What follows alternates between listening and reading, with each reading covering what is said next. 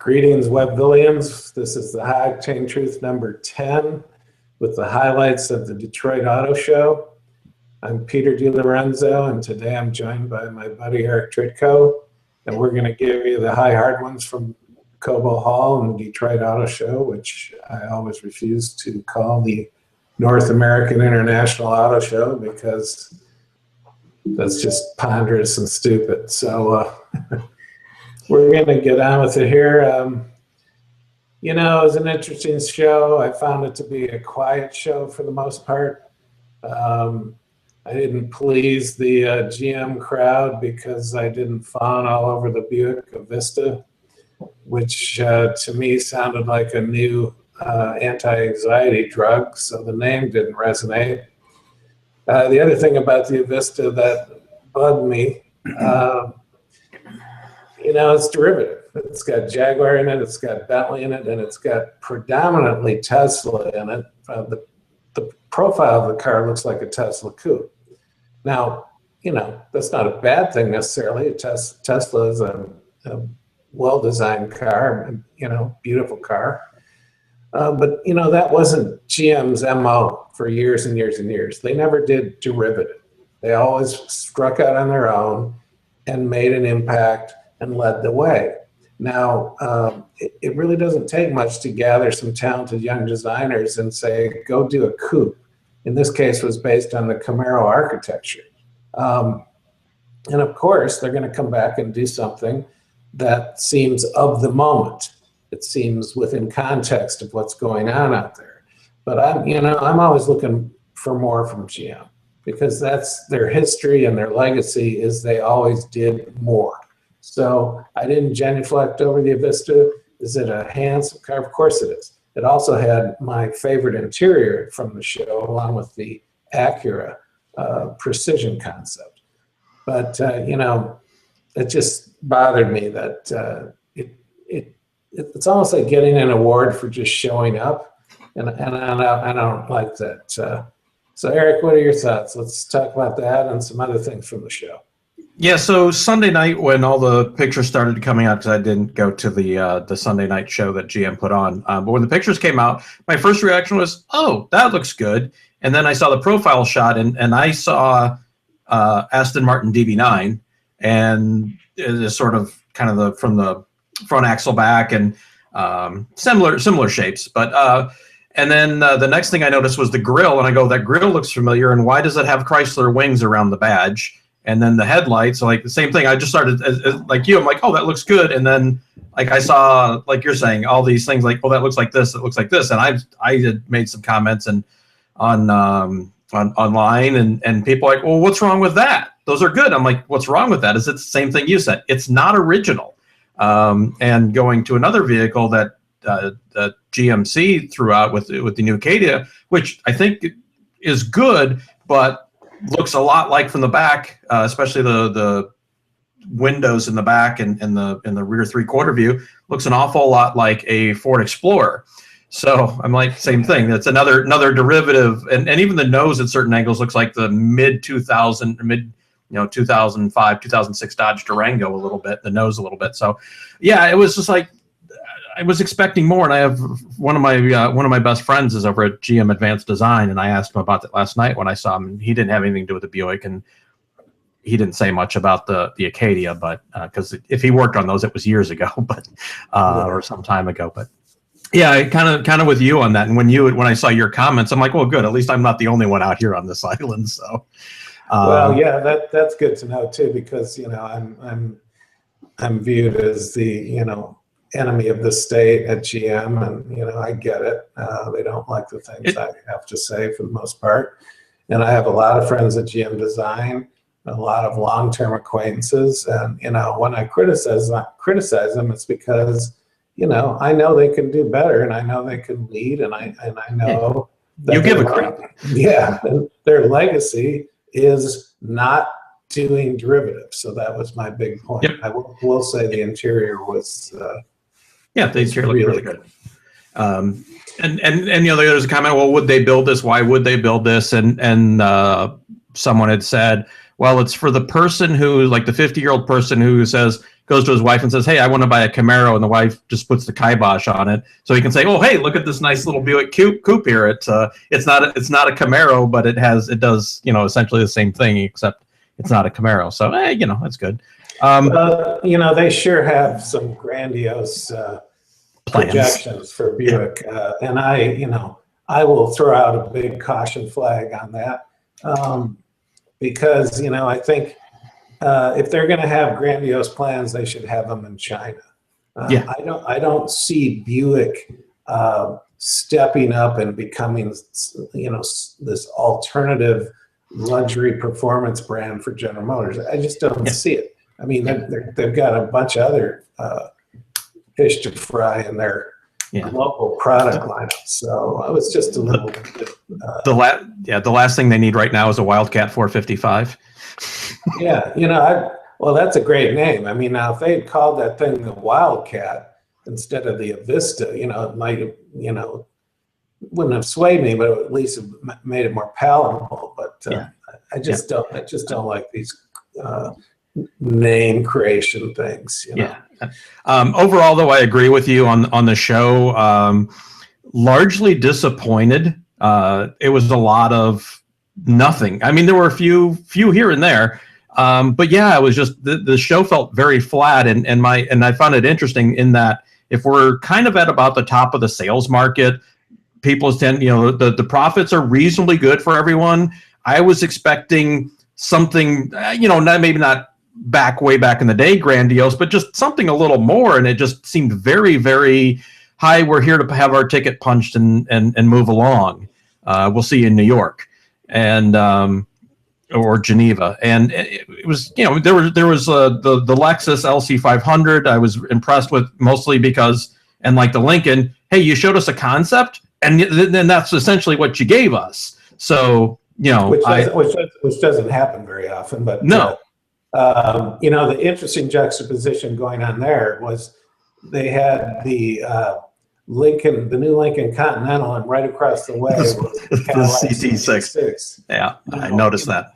Yeah, and here's the thing: the CT6 is technically way more advanced than the Lincoln. It has all this trick stuff. It's got interesting manufacturing processes. I know it dynamically is going to be probably a more pleasing car than the Lincoln. But, Lincoln smartly decided to go down a road that doesn't, they're not trying to set a new lap at the Nürburgring. And, they don't pretend that they're going to out-German the Germans. They're, and that was a smart way to go. It's an American luxury car. There's nothing wrong with that. And the one thing that I think the reason the Continental is going to come out of the gates a little stronger than the CT6, simply because the Continental name resonates with American consumers. I mean, you have the older consumers who remember the great Continentals of the past, and you have younger consumers who find the name attractive. And Cadillac, on the other hand, Cadillac is going to spend half their marketing money explaining what a CT6 is. So don't be surprised out there in Consumerville that the Continental, gets more momentum quicker than the Cadillac, because, Cadillac had an opportunity to do something different. They didn't. They call it the CT6, and now they're going to have to explain themselves. Once you start explaining yourself, you don't market the car. You're stumbling around. So that's going to be interesting to watch. Yeah, I was actually really impressed with the interior in the Continental. I thought the materials were really nice. That they didn't have it open when I got there, but the Black Label one they had, which was that beautiful blue, and then they went with the 60s, 70s blue interior with the Alcantara and the leather. I'm not sure how well that ages from a look standpoint, but from a kind of retro callback, it was well executed, and it looked nice. And it's got a bunch of little things like the knee bolsters that have two different sets, and you can adjust the seats 30 ways. The back seat was huge and roomy. I was really, really impressed with it. And then did I see something? They're going to price it in like mid to upper 50s, which is, if they're going to give me that at that price, that's that's an amazing. That's going to be a great value. Yeah, that's a smart move. The only part of the Continental that falls away for me is the back end. I mean, it still needs something, but as it sits, it's going to be a formidable competitor for Cadillac. And really, those two are squaring off each other because, frankly, Mercedes or BMW intenders probably won't give the Continental a look. They might give a CT6 a look, but not a lot. So they're going to be squaring off against each other, and it's going to be very interesting to watch. Yep.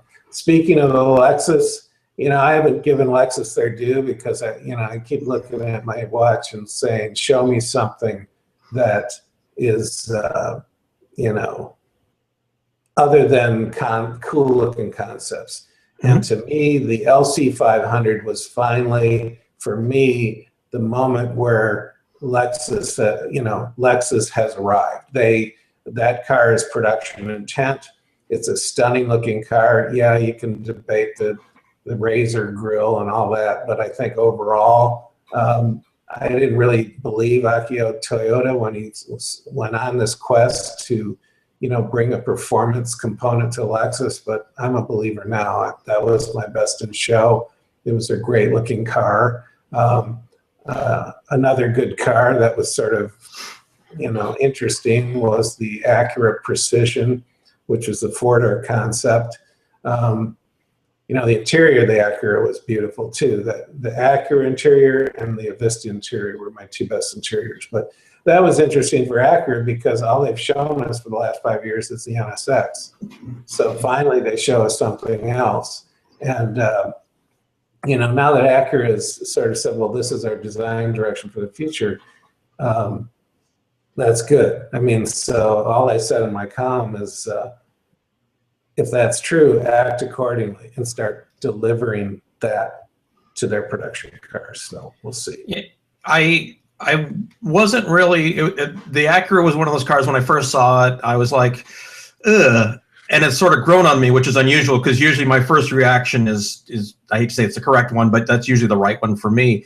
But it is growing on me. And then and then what got to me was something else I had said to someone else is, where is the grandiose, I don't give a crap about production, we're just trying to make a statement kind of car that we used to see all the time. And the Acura was as close as we've come to seeing something in quite a while. So I think that's what warmed me up is like, pay attention to what you're saying about to yourself. And that's really what that Acura was. So yeah, and it has some interesting shapes and that's good.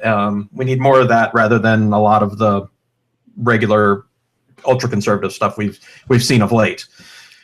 Well, the blue sky concept thing pretty much went away a decade ago, and that was kind of a sad day for the car business because now we can only justify allotting our financial resources for something like that when there's a connection to a future product, and you lose some of the magic of the business there when you absolutely do that.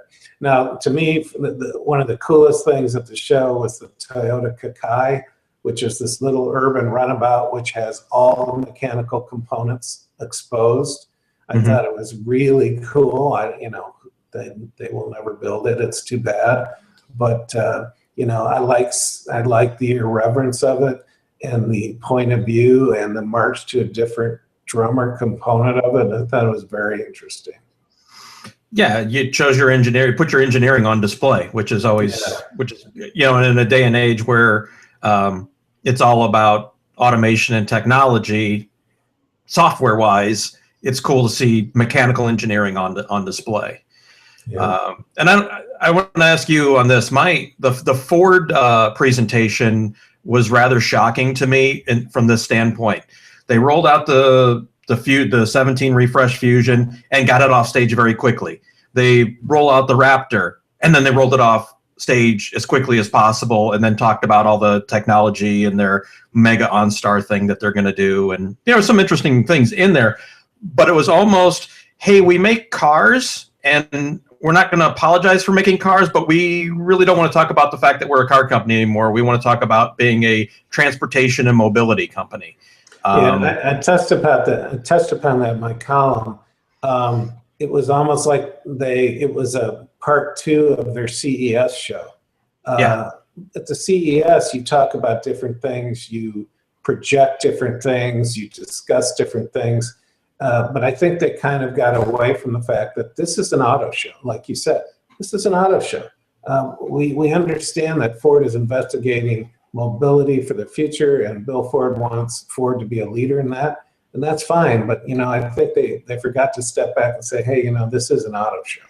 And Right. The other thing that kind of was shocking to me, the Ford display, which is brand new for 2016, was shocking in that their coolest cars were segregated upstairs, so you had to actually go find them. All the Ford performance cars were upstairs, separate from the show floor. The show floor was kind of this kaleidoscope of touchy-feely, social, connected, all this stuff going on within Ford. And that, again, left me a little cold, like, hey, it's a car show. Show us your best stuff. Don't make people trudge upstairs to see that gorgeous all-white Ford GT. I mean, I don't know why you do that. You put that front and center and say, hey, now remember last year, everything was Ford performance. Yep. And this is part of us going forward. We're going to race the Ford GT. It's always been a part of us. And then this year it's like, well, oh, never mind. Now we're talking about mobility. And I think their floor display suffered because of that. That was a little disappointing. Yeah, and you made the point of it being so much smaller than it has been over the last decade or so, and I really did notice that. Had the same reaction as you did when I walked in there. I'm looking, I'm like, where are the vehicles? Where's, and I almost tweeted, like, where's the GT 350?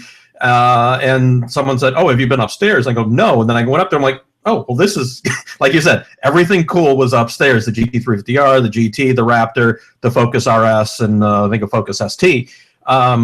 Or Fiesta ST, one of the two, doesn't matter. But yeah, it was, like you said, it's high. Now, they had some cool stuff up there with the wall that was sort of the history of Ford performance. And yeah, there was good stuff. But so I can take an escalator down, but I have to take the steps up. Sorry. The escalator down was on the other end. The idea was you go up. Oh, yeah, you go up one end and go down the other, yeah. So. But yeah, they did a nice job on it. They have beautiful, huge black and white blow-ups of these personalities that have been connected with Ford racing over the years. That was great. And then they had a separate display when you walked in the Cobo Hall of all of Ford, or most of Ford's famous race cars, which was nice, but it was just like disconnected. Why is it out there? I don't understand that. But what did you think of the new Honda truck?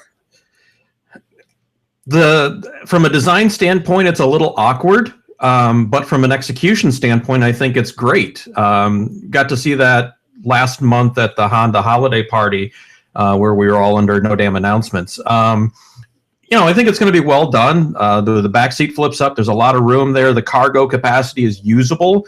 And for me, I like it because it's sort of a perfect size, right? It's maybe not quite the small to mid-sized pickup trucks of 15 years ago, but it's certainly much smaller than any half-ton pickup truck you can buy. And I think for a lot of people, that's going to be plenty. And, if it tows 5,000 pounds, then most people can take their watercraft, their motorcycles, their small boat, whatever they want, and tow it behind it and be fine. The one thing I found funny was to say, well, it's best in class fuel economy as long as you don't count the Colorado diesel as part of that class. But that's a separate issue. But yeah, I mean, body, I don't think people who are buying it give a crap that it's a unibody that, Yeah, I thought overall it was all right. It was pretty good. Yeah, I was ready to dismiss it even before I saw it. But then I thought about it, and, basically Honda Ridgeline buyers are going to be thrilled. And whether any Chevrolet Colorado or GMC Canyon intenders are going to look at the Honda because, standard it's front wheel drive, which is, not really appealing to hardcore pickup buyers. But most of them will buy the all wheel drive, and they had an all black one there that looked great. So, I think it'll do well within its little universe in the market. So, trying to think of what else. So what? 50? They'll sell 50, 60,000 of those things without too much of a problem, I don't think.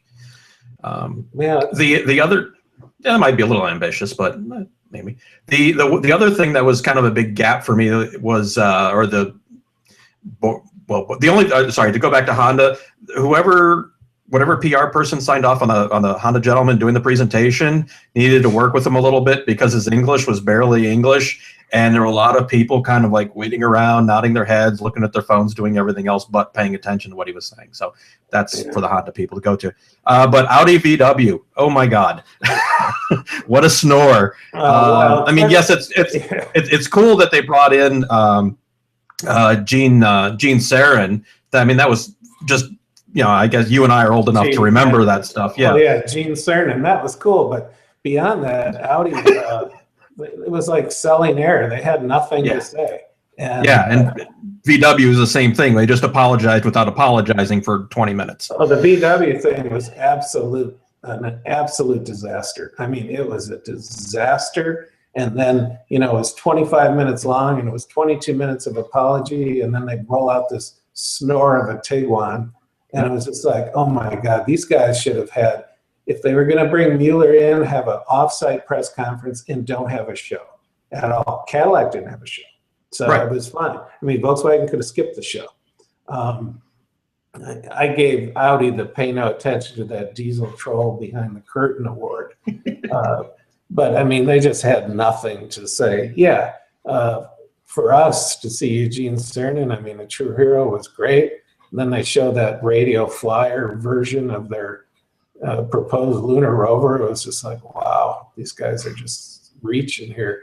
But, speaking of difficult presentations, I got to give Houston, your Taylor wants a suit back Chung, the Hyundai vice chairman, the award for that. I mean, his suit was literally 3 sizes too small. And then he gets up and throws out every classic Detroit marketing speak that they could give him. And, basically the new Genesis brand, they finally, done that.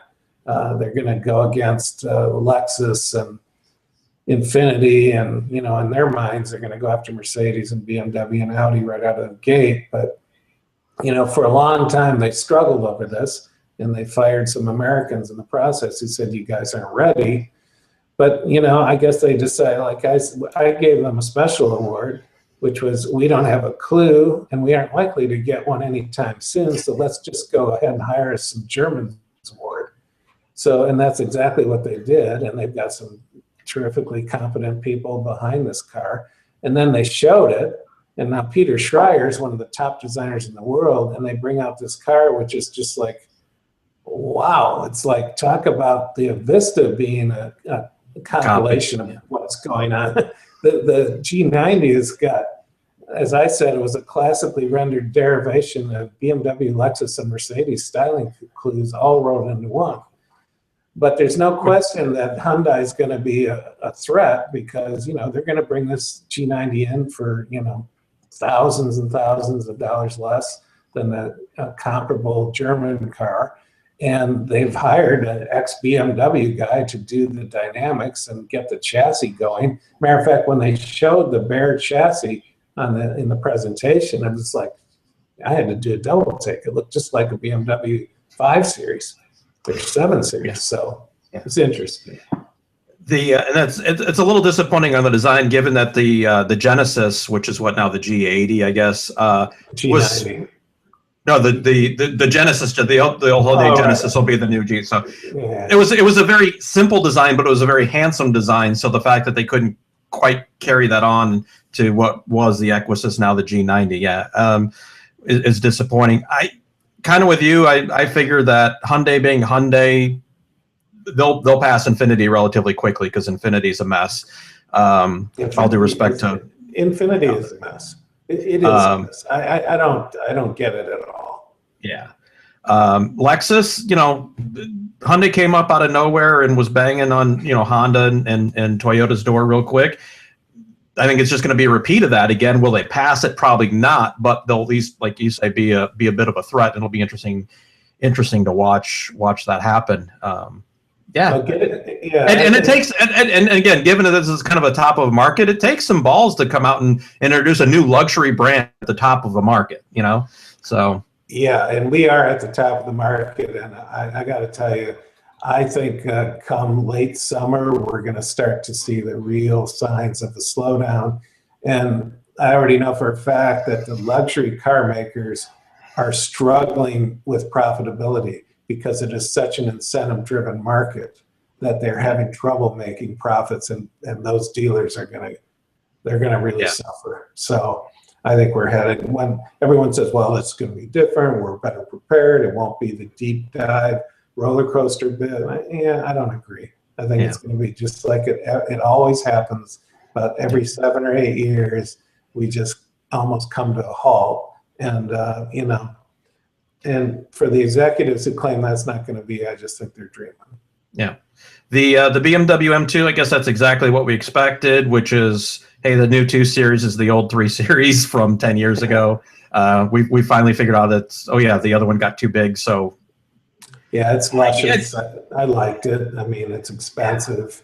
Yeah, and that's my issue with that car, is it's going to be $50,000 plus, and for that money, and granted, I'm in a different point of view, but for 50 grand, I'd rather have a GT350 Shelby. I'm right with you on that. I mean, I think they should have brought the M2 in for like 42. Yes, and with no options and no extraneous bullshit. You know, you aren't able to order it with any of their typical BMW smorgasbord of technology or anything. Bring it in at a hard price, 42. Here it is. Pick your color. There aren't any options. I think it would have been a smarter play. But yeah. Well, and for me, BMWs have been overpriced for really overpriced for at least a decade. I mean, they were always expensive. Yeah, it's a premium brand, but when you look at like an M3, M4 at this point, you're talking $65,000 and $70,000. It just, you've got to be kidding me. Yeah. You know, I'd rather go buy a 4-year-old 911 for that kind of money. Yeah. I mean, you know, one thing I forgot to mention about the Volkswagen press conference, besides the fact that it was deadly. I mean, you know, for a while they did the apology things for so long during the presentation. I thought they were going to introduce the 2017 Volkswagen apology. But, you know, the one thing I think they blew completely is that they didn't have the Bud E electric van that they showed at the CES in Detroit. It was just like, what the hell are you guys doing? I mean, that was the only thing that made people forget about the diesel thing and just say, wow, that's a cool Volkswagen with real character. And they didn't bring it. It was just like unbelievable. What a fail that was. Yeah, absolutely. I couldn't agree more. And I was looking for that because to the other gig, I have Volkswagen clients, and they all wanted more pictures because I wasn't at CES, but obviously it's there. No, sorry, can't help you on that one. But blame Volkswagen. So yeah. The other omission, which we talked about pre-show and like right the week or two before the show, you know, found out no mid-engine Corvette. There's a lot of backstory that is all inside baseball that no one cares about. But so now the thing is, maybe next year. I know that here's what I think is going to happen. They are going to have the race car at the 24 Hours of Daytona next January. So sometime between now and then, I think they're going to have a separate media travel to drive intro. They're going to do it separate from the auto shows, which if I was doing it, that's what I would do.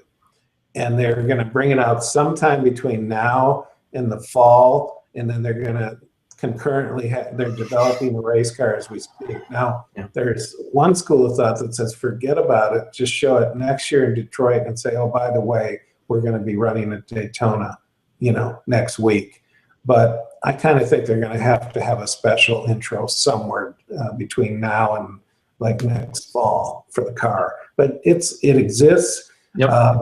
My moles have seen the car. They've seen the race car, you know, so it's just a question of when. I don't think they are going to give Ford more than a 1-year head start on the track, though. So they can't afford it. Yeah. From a headline standpoint, they can't do it. And I'm trying to think of anything else from the auto show that really got me. But again, it was one of those things where. What did you think of the Kia Telluride? It was interesting. You know, when it's bigger than what I was expecting. I think is really. Yeah, when I saw the pictures, I just said, whatever. And then when I looked at it in person, it was more impressive in person. The Yeah. interior was pretty cool, and you're right, it is bigger than you think. I think it's actually pretty good. It's some of the detailing on it is pretty good. The surface development. I'm not, per se a crossover type of guy, but I thought it was handsome and a revelation in a show car. They picked a dark green for. I mean, Yeah. this business is like, whoa, wow, what are you doing that for? But it came off, so we'll see. Yeah. No, I thought it was good. What the Volvo S90 is kind of exactly what you expect. It's a big 4-door sedan version of the XC90. That looked really good. XC90 walked away with about every single award it could have. Not a surprise because it's a beautiful and brilliant vehicle. The new E-Class, exactly what you'd expect the new E-Class to be. Nice interior. Yeah. I'll tell you, Mercedes, I will give them that. They're doing some sensational interiors in their cars, almost concept-looking interiors, only in production. So I mean, when the latest C-Class came out and you got in that interior, you're like, my God, this is as good as an S-Class, and they're just continuing to carry that along. But they're. Then we had the Chevrolet Bolt, which. They say it's going to be out by the end of the year, and I always kind of wince when I hear that because is kind of vague. I'm afraid it'll probably slide into 17. I mean, if it delivers everything they say it will, great. But who knows what the American consumer is going to think by then? If gas is still cheap, it's just going to, it's really aimed at a very small niche of the consumers who are looking for electric cars. The one thing that, and again, like you said, it'll depend when it launches, but the thing that really struck me is we've been hearing for how long that Tesla is going to have this Model 3, the people's electric car, blah, blah, blah.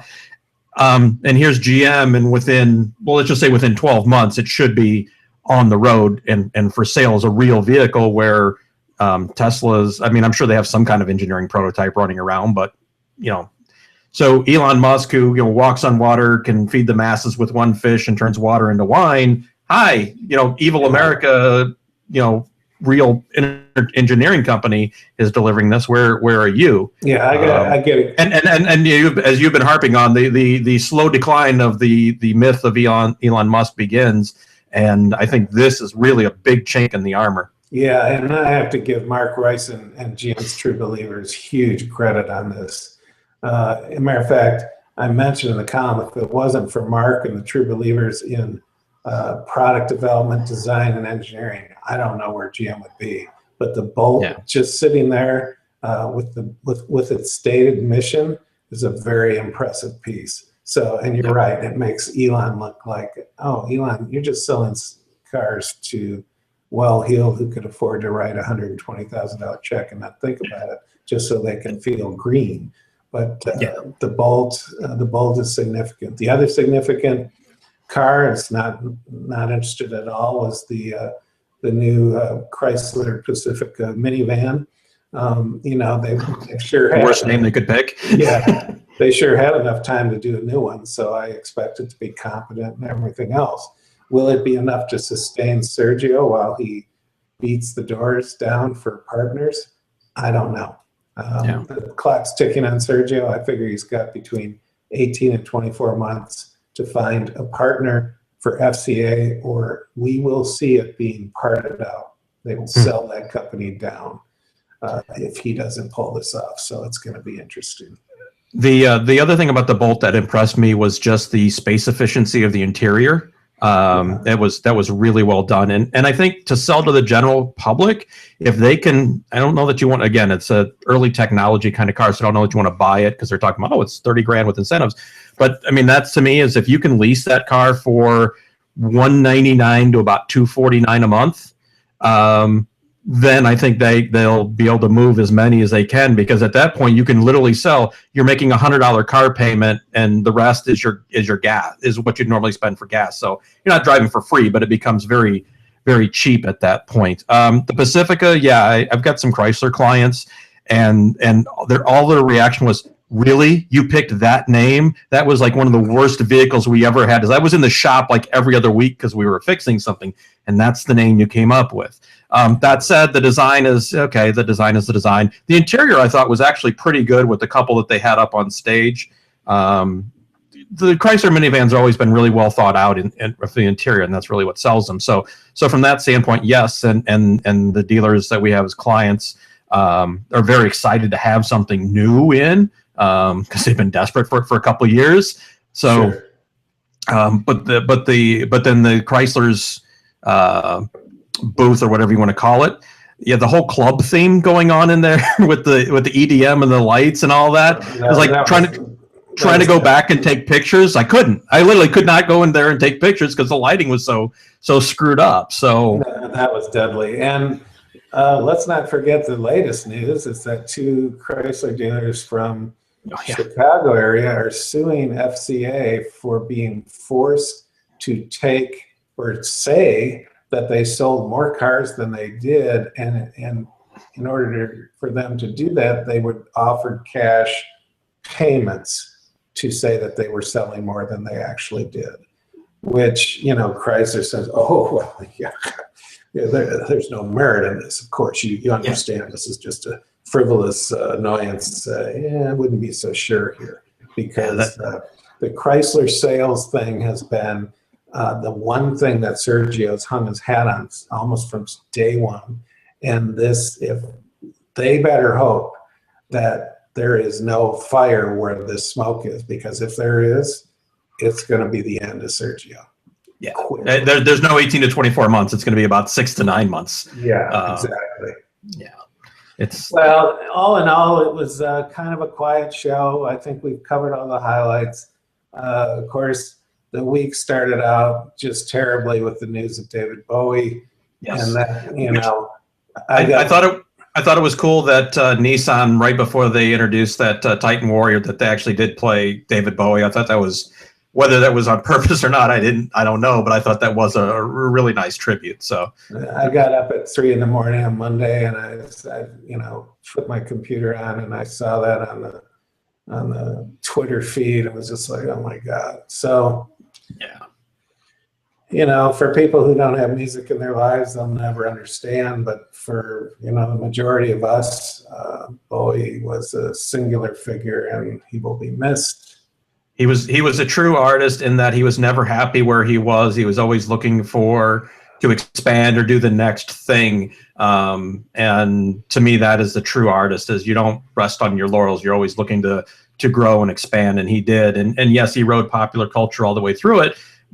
Well, maybe he didn't write it. He was pushing popular culture through a lot of that. And yeah, that's really, really sad, because he was one of the first artists when I kind of got into music, which was me understanding and liking my own music versus, kind of your parents and everyone you grew up with kind of in that late 70s, early 80s kind of time frame. And he was one of the first people you heard, or I heard and paid attention to. And so yeah, that was a big one for me.